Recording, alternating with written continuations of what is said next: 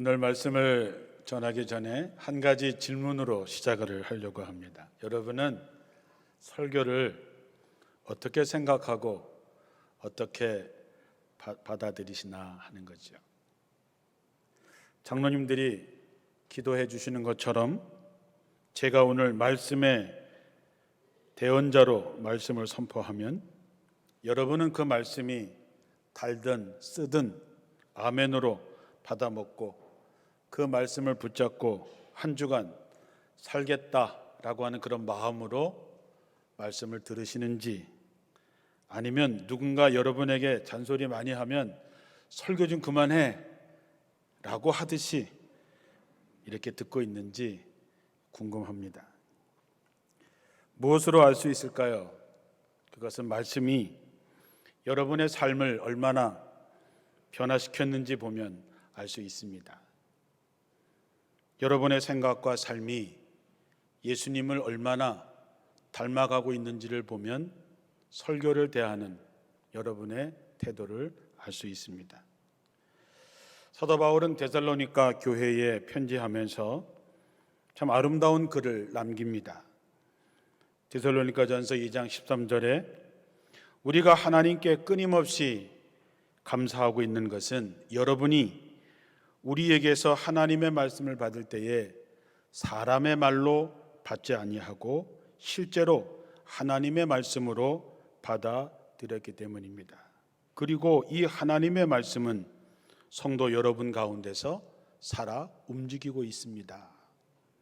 참 멋진 그리고 아름다운 편지의 이야기고, 저는 우리 교회가 이런 아름다운 고백들이 이어지기를 간절히 바랍니다.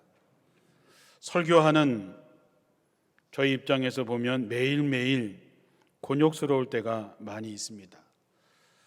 목회를 한 35년 하면 이제 설교가 쉬워질 때도 됐을 것 같지만, 이상하게 목회를 하면 할수록 설교가 점점 부담되고 어렵습니다. 설교는 하나님의 말씀을 대언하는 것입니다. 성경의 모든 말씀이 다 하나님의 말씀이기 때문에 어느 것을 선택해도 하나님의 말씀일 것 같지만 그렇지 않습니다.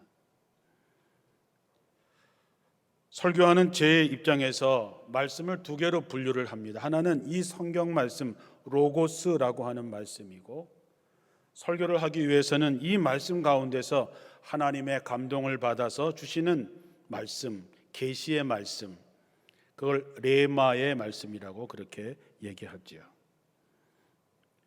우리가 성경 말씀을 읽다가 각자 어떤 특정한 말씀에 여러분의 영혼에 충격을 주는 말씀이 있습니다. 그 말씀은 여러분을 위해서 성령께서 역사하시는 말씀이고, 이것을 레마라고 한다는 것이지요. 그렇게 주어진 말씀은 우리에게 힘이 되고 우리에게 격려와 위로가 됩니다. 우리가 성경 통독 1000번째를 하고 있는데, 여러분들이 그동안 성경을 수없이 많이 읽고 성경을 읽다 보면 그동안은 그냥 아무 생각 없이 지나갔었는데 어느 날 그 말씀 하나가 내 마음을 부딪혀 올 때가 있습니다. 그럴 때 아하 그렇구나, 이제야 내가 이 말씀의 뜻을 알겠구나, 이 말씀이 주님께서 내게 주시는 말씀이구나, 그렇게 생각하고 가슴이 벅찰 때가 있습니다. 그걸 레마의 말씀이다, 이렇게 얘기하는 것이죠. 성경을 보면 예언자들에게 하나님의 말씀이 임합니다. 하나님의 말씀이 누구에게 임하였다. 우리는 이것을 계시라고 얘기를 합니다. 계시라고 하는 것은 하나님이 자기 자신을 드러내는 것입니다. 자기의 뜻을 알려주는 것입니다. 그러면 그 예언자는 그 말씀이 어떤 말씀이든지 간에 나가서 외쳐야 됩니다. 대부분 이스라엘 백성들이 듣기 싫어하는 말씀이었습니다.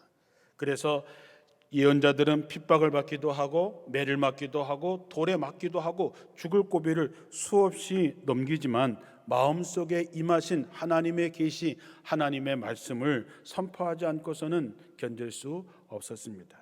설교자의 이런 고민을 매일매일 품고 살아갑니다. 하나님께서 주시는 계시의 말씀, 레마의 말씀이 제 마음속에 임해야 하는데, 그러기 위해서는 제가 영적으로 굉장히 예민하고 민감해져야 됩니다. 이것이 하나님의 뜻인지 아닌지를 분별해내야 되고, 하나님의 말씀을 통찰할 수 있는 통찰력을 가져야 되기 때문에 하루하루가 쉽지 않습니다. 또한 마음에 임한 이 말씀이 정말 하나님께서 우리에게 주시는 말씀인지 아니면 내가 하고 싶은 말인지를 가지고 씨름하게 됩니다. 씨름 끝에 아무리 좋은 말씀이고 내가 정말로 봐도 좋은 말씀이라 하더라도 하나님이 주신 말씀이 아니라면 그 말씀을 잘 준비했다가도 그 말씀을 접어야 하는 괴로움도 있습니다. 교회를 책망하는 말씀, 여러분을 책망하는 말씀을 주셨는데 여러분에게 차마 선포하지 못하고 여러분에게 전하지 못하고 지나갈 때도 있습니다. 혹시 여러분이 상처를 받을까 봐 이 말씀이 너무 강해서 완곡하게 돌려서 여러분에게 전했는데 시간이 지나고 보면 그때 그 말씀을 그대로 전했어야 하는데 라고 하는 자책에 괴로워할 때도 있습니다. 설교는 선포하는 것입니다. 하나님께서 이렇게 말씀하셨다라고 선포하는 것입니다. 설교는 여러분과 설득하거나 타협하지 않습니다. 설교는 여러분의 이해를 구하지 않습니다. 여러분의 입맛에 맞춰지지 않습니다. 여러분에게 어떤 말씀을 전할지는 하나님께서 설교자에게 주시는 레마의 말씀, 계시의 말씀뿐입니다. 때로는 위로와 소망이 되는 말씀도 있지만 때로는 가혹하리만큼 차갑고 때로는 불같은 진노의 말씀일 수도 있습니다. 그래서 설교자는 결코 약해서는 안 됩니다. 강단에서만큼은 오직 하나님의 뜻을 대언할 뿐입니다. 그래서 설교자의 마음은 늘 무겁습니다. 설교자는 강단에서 철저하게 하나님의 편에 서 있어야 됩니다. 제가 여기 서 있을 때는 여러분 편은 조금도 봐줄 이유가 없습니다. 오직 하나님께서 여러분에게 하라고 하는 말씀만 전해서 철저하게 하나님 편에 서게 되지만 목사가 설교를 끝나고 밑으로 내려가면 철저하게 저는 성도 편에 서서 하나님을 향하게 됩니다. 이 두 마음을 갖고 산다고 하는 것이 그렇게 쉽지만은 않습니다. 더군다나 설교를 하면 할수록 점점 두려워집니다. 왜냐하면 제가 전한 말씀에 대해서 저는 하나님 앞에 책임져야 할 것을 알기 때문입니다. 아무리 성도들에게 인기 있는 설교를 하고 명성이 있는 사람이 된다 할지라도 하나님의 계시의 말씀을 제대로 선포하지 않았다면 그 사람은 하나님 앞에서 책임져야 됩니다. 그 책임을 면할 수 없습니다. 마지막에 설교자는 하나님 앞에 섭니다. 마태복음 7장에 나오는 말씀처럼 그 마지막에 많은 사람들이 주님 앞에서 말하기를 주님, 우리가 주님의 이름으로 설교했습니다. 주님의 이름으로 귀신을 쫓아냈습니다. 주님의 이름으로 많은 기적을 행하지 않았습니까? 라고 자랑스럽게 얘기하지만 예수님께서 나는 너희를 도무지 알지 못하니 불법을 행하는 자들아 내게서 물러가라고 말씀하십니다. 불법을 행한 사람이 뭘까? 목사는 하나님의 뜻, 하나님의 말씀이 아닌 것을 하나님의 뜻인 것처럼 선포하는 것, 그것은 거짓이고 그것은 악한 일입니다. 그래서 늘 말씀 앞에 떨면서 서 있을 수밖에 없습니다. 설교를 듣는 여러분도 마찬가지입니다. 선포되는 말씀을 듣고 여러분이 그 말씀의 뜻을 해석하고 고민하고 선택하는 과정을 갖게 됩니다. 설교를 듣는 여러분이 말씀의 뜻을 해석하고 그 뜻을 고민하고 그 뜻을 선택하는 과정이 없다면 여러분은 말씀을 통해서 전혀 변화되지 않습니다. 다시 말하면 선포되는 말씀을 하나님의 말씀으로 받아들이고 그 말씀을 내 삶에 동참시킬 건지 아닌지를 선택하게 되는 것이죠. 선택하는 것을 우리는 순종이라고 얘기하고 그렇게 살아가는 동참하는 그 삶을 우리는 믿음이라고 얘기를 합니다. 머리로 받아들이고 마음에 감동이 됐다고 은혜 받았습니다 라고 하는 것을 믿음이라고 얘기하지 않습니다. 믿음은 그 말씀을 내 삶으로 실천해 낼 때에, 동참할 때에 그것을 믿음이라고 얘기하고, 선포된 말씀을 선택하고 동참하는 것이 여러분의 미래를 결정하고 여러분의 자손들의 미래를 결정하게 되는 것인데, 그 선택은 누가 하냐? 그것은 여러분이 하는 것이죠. 그러므로 설교를 듣는 여러분도 설교하는 사람만큼 마음에 큰 짐을 질 수 있는 것입니다. 오늘날 교회가 힘을 잃어버리고 교회가 타락하고 교회의 재단들이 무너져 내리는 것은 이렇게 살아계신 하나님의 말씀이 사라졌기 때문입니다. 아모스 8장 11절에 여호와께서 말씀하신다. 내가 기근을 땅에 보낼 날이 올 것이다. 양식이 없어서 굶주리거나 마실 것이 없어서 목마른 기근이 아니라 하나님의 말씀을 듣지 못해서 굶주리고 목말라 하는 기근이라고 말씀했습니다. 장마 때 넘치는 것이 물이지만 장마 때는 마실 물이 별로 없습니다. 어쩌면 지금 우리는 텔레비전이나 라디오나 인터넷이나 스마트폰으로 언제든지 말씀을 들을 수 있지만, 그러나 살아있는 말씀이 참으로 귀한 시절에 우리는 살고 있습니다. 사랑하는 성도 여러분, 어느 때보다도 원주제일교회 강단에서는 오직 하나님이 주시는 말씀만 선포되도록 목사님들을 위해서 더욱 기도해 주시기를 바랍니다.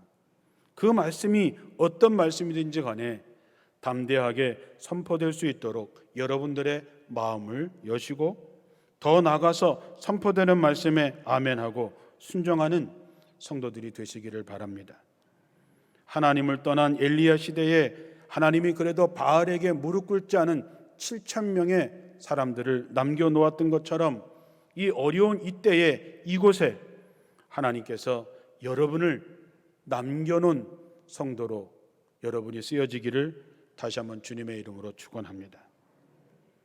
우리에게 주어진 현실은 너무나 안타까울 정도로 무너지고 있습니다. 누가복음 21장에 보면 사람들이 화려한 예루살렘 성전을 바라보면서 참 감탄합니다. 성경엔 아름다운 돌들과 봉헌물로 화려하게 꾸며진 예루살렘 성전이다 그랬습니다. 사람들이 그 성전을 보면서 감탄하고 있을 때에 예수님께서 그들에게 말합니다. 너희가 보고 있는 이 아름다운 예루살렘 성전이 돌 위에 돌 하나 남지 않도록 무너질 때가 올 것이다. 깜짝 놀란 사람들이 묻습니다. 선생님, 언제 이런 일이 일어나겠습니까? 어떤 징조가 있겠습니까?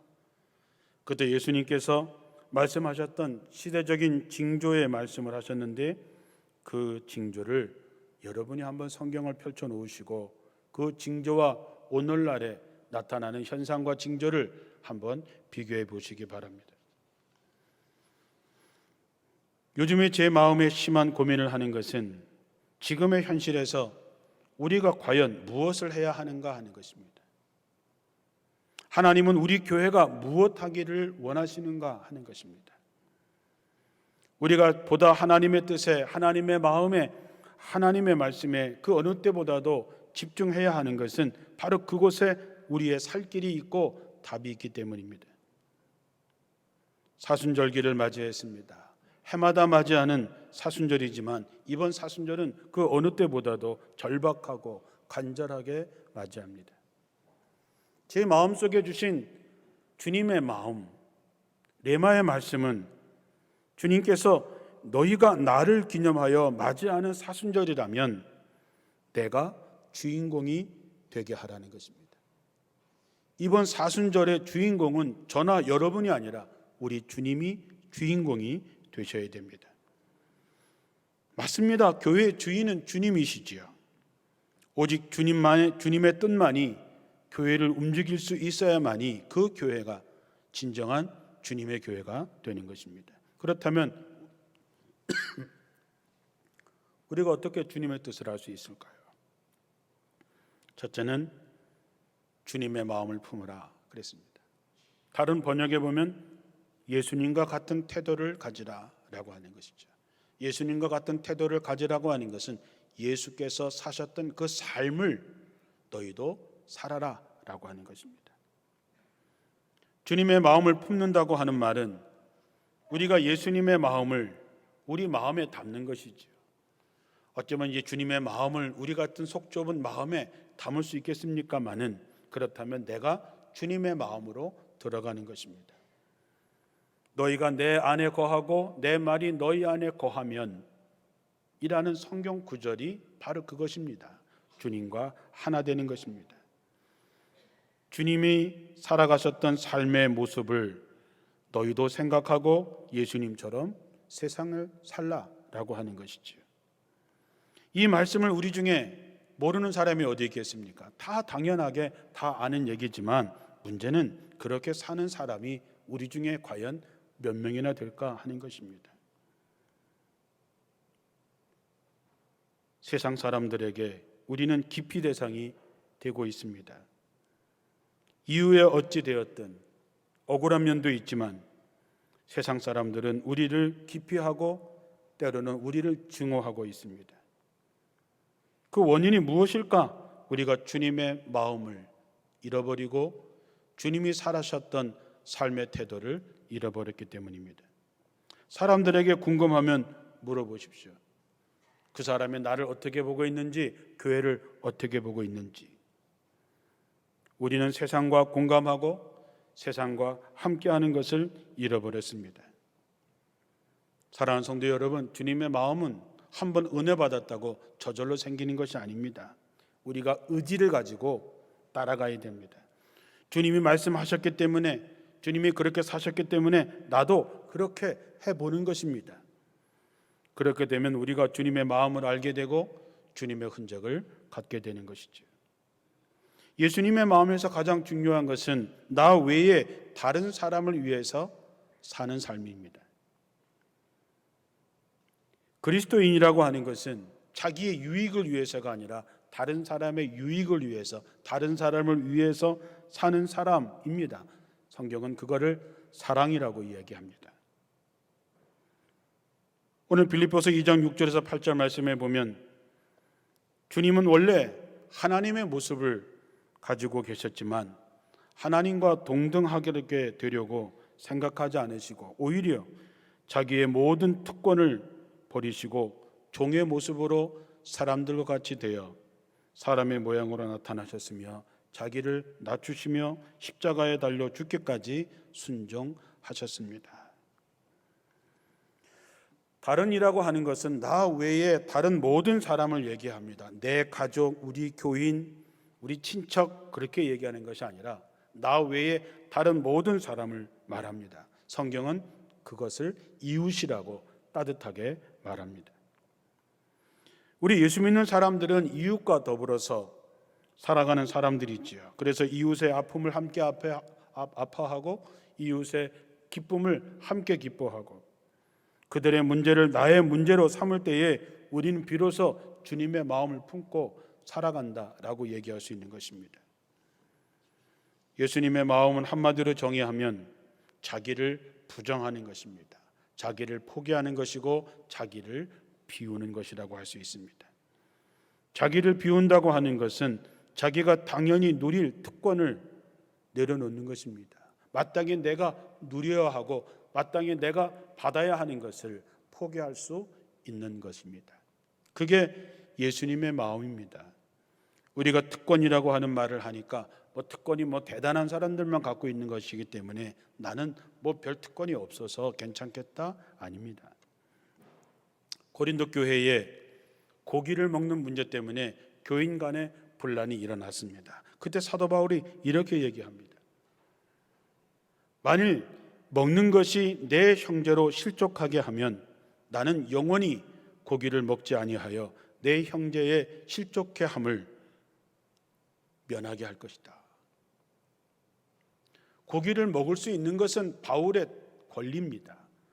죄의 문제가 아닙니다. 먹어도 상관이 없습니다. 그러나 그 먹는 것 때문에 믿음이 약한 형제들이 주님을 떠나게 된다면 나는 그들을 위해서라도 나는 영원히 고기를 먹지 않겠다. 이것이 자기가 갖고 있는 당연한 권리를 포기하는 것입니다. 뭐를 위해서? 이웃을 위해서, 형제를 위해서 내 것을 포기하는 것. 그것이 바로 그리스도의 마음이요 그리스도의 삶인 것이죠. 우리는 불편해하려고 하지 않습니다. 그러나 이웃을 위해서 내가 불편해지는 것을 감수하는 것이 주님의 마음입니다. 이웃을 위해서 내 것을 내어놓는 것이야말로 주님의 마음입니다. 형제 교회를 위해서 우리 것을 내어주는 것이 주님의 마음이지요. 우리를 위해서 예수님은 자신이 생명을 십자가에서 우리에게 주셨습니다. 그 삶에 동참하는 그것은 우리가 나누는 것입니다. 그것이 우리를 향한 하나님의 뜻인 것이지요. 주님께서 어디로 오셨습니까? 하늘 보좌를 버리셨습니다. 그분은 하나님이시지만 그것을 버리시고 낮고 천한 이곳에 오셨는데 어디서 태어나셨습니까? 구유에서 태어나셨습니다. 가장 낮은 자리로 오신 것이죠. 가장 높은 자리에서 가장 낮은 곳으로 오셨습니다. 왜 오셨습니까? 우리를 위해서 오셨습니다. 주님이 우리에게 오신 까닭 우리가 잘 알지요.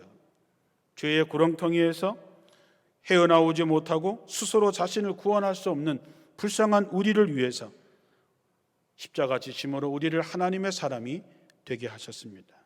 그러므로 우리 그리스도인들이 있어야 될 자리는 높은 데로 올라가는 자리가 아닙니다. 많은 것을 갖는 자리가 아니라 낮은 자리, 힘들고 어려운 사람들과 함께하는 그 자리로 갈 때에 교회가 교회되는 것이고 그리스도인이 그리스도인 되는 것이죠. 이제는 우리가 가야 됩니다. 손을 내밀어야 됩니다. 예수님처럼 찾아가야 됩니다. 세상에 어떤 사람도 우리가 무시하거나 멸시하거나 함부로 대할 사람이 단 한 사람도 없습니다. 나를 지으신 분이 그들도 지으셨고 나를 위해서 십자가 지신 예수의 보혈이 그들을 위해서도 흘렸기 때문입니다. 그래서 예수를 믿는 사람들이 절대로 써서는 안 되는 단어가 하나 있는데 그것은 바로 함부로라고 하는 말입니다. 세상에 어떤 사람이라 할지라도 우리가 함부로 대할 수 있는, 무관심하게 대할 수 있는 사람은 없습니다. 우리가 사람을 그렇게 대하는 것은 하나님을 그렇게 대하는 것과 마찬가지입니다. 오늘을 살아가는 현대인들에게 가장 큰 죄는 무관심과 게으름입니다. 우리는 이웃에 대해서 무관심하고 게을렀습니다. 그것에 대해서 이 사순절에 진심으로 회개할 수 있어야 됩니다. 그동안 우리는 나만 아니었으면 됩니다. 누가 고통을 받아도 내 일만 아니면, 우리 가족 일만 아니면, 우리 교회 일만 아니면 상관하지 않았습니다. 그러나 예수님은 바로 우리가 무관심했던 그런 이들, 우리가 함부로 대했던 정말 별것 아닌 사람들을 위해서 종의 모습으로 이 땅에 오셨습니다. 세상에서 멸시하는 죄인들과 같이 어울리시고 그들과 함께 먹고 마시고 울고 웃으시면서 한 세상을 보내셨습니다. 삶의 결과는 십자가였습니다. 깊이가 뒤집히면 높이가 된다는 말이 있습니다. 사람이 떠나면 그 사람이 살아온 깊이가 높이가 되어서 나타납니다. 가장 낮은 자리에 계셨던 주님, 가장 낮은 자리에서 섬겼던 주님께서 십자가에 달려 죽고 났을 때 그 삶의 깊이가 뒤집혀졌을 때 하나님께서는 예수님을 가장 높여서 모든 이름 위에 뛰어난 이름이 되게 하시고 하늘에 있는 사람, 땅에 있는 사람, 땅 아래에 있는 모든 사람이 예수님 앞에 무릎을 꿇게 하시고 그 모든 사람들의 입에서 예수 그리스도를 주라 시인하여 하나님 아버지께 영광을 돌리게 하셨다 그랬습니다. 자기 비움의 끝이 손해를 보는 것이 아닙니다. 자기를 내어주는 것이 비극적으로 끝나는 것이 아니라 내 것을 내어주고 내가 찾아가는 그것이 하나님의 나라에서 들려짐의 시작이라고 하는 것입니다. 깊이가 뒤집히면 높이가 된다는 말처럼 우리가 누군가를 섬기기 위해서 내 것을 놓고 내 몸을 낮출 때에 하나님은 우리에게 더욱더 가까이 다가오십니다. 내가 누구인가 그것을 베풀 때에 하나님께서는 30배, 60배, 100배로 채워주십니다. 여러분의 삶의 깊이는 얼마나 될까? 그 삶이 여러분의 높이가 된다는 것 꼭 기억하십시오. 이제 주님의 십자가 지심을 기리는 사순절이 시작이 되었습니다. 이 사순절에 우리의 마음에 주님의 마음이 품어지고 주님이 사셨던 그 삶이 여러분에게 나타나게 되기를 바랍니다. 내일부터 참 어려운 때이고 조심스러운 때이지만 간절하게 진지하게 40일의 특별 새벽 기도를 시작하게 됩니다. 여러분들이 내주셨던 기도 카드를 다 모아가지고 제가 강단에서 40일 동안 기도할 것입니다. 성경에는 40일에 대한 많은 역사들이 있었습니다. 창세기 7장 4절에는 노아의 홍수가 40일 동안 있었습니다. 출애굽기 24장에는 모세가 시내산에서 40일 동안 하나님과 함께 동행하고 십계명을 받게 됩니다.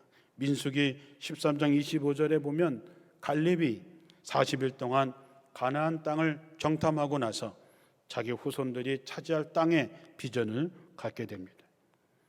사무엘상 17장에 보면 골리앗이 이스라엘 사람들에게 40일 동안 싸움을 걸어온 일도 있고 열왕기상 19장에 보면 지친 엘리야를 하나님께서 40일 동안 먹이고 힘을 주시는 장면이 나옵니다.